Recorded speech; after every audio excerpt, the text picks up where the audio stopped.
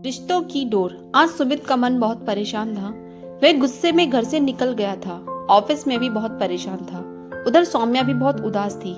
आंखों से झरझर आंसू बह रहे थे और सोच रही थी कि कहाँ कमी रह जाती है। सुबह से उठकर सारा काम करती है, 3 महीने की बेटी को भी संभाल रही है, फिर भी कुछ न कुछ कमी रह जाती है। आज तो सुमित भी बिना कुछ खाए पिए ऑफिस चले गए।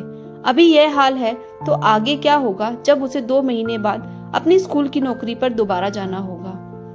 अब इन्हीं विचारों में उलझी हुई सौम्या बैठी हुई थी कि छोटी सी बेटी के रोने की आवाज ने उसे विचारों से बाहर निकाल दिया।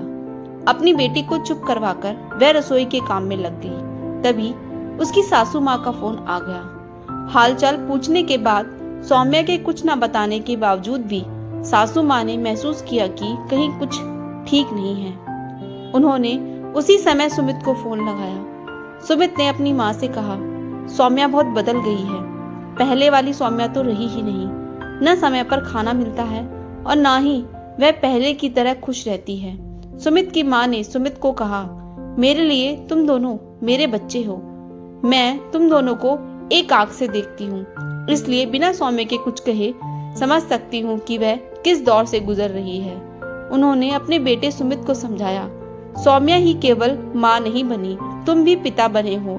इसलिए तुम्हें इस बात को समझना होगा और इस रिश्ते को नया आयाम देना होगा। इस समय उसे तुम्हारे साथ की आवश्यकता है।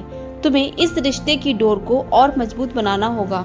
अपनी माँ से फोन करने के बाद सुमित को महसूस होता है कि वह सौम्या की कोई मदद नहीं कर रहा, बस उस पर बात बात पर चिढ़ जाता है। उसे उसकी मदद, साथ, देखभाल और वह प्यार की जरूरत है।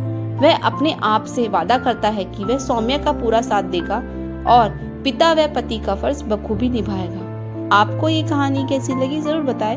Thanks for watching. Please subscribe my channel.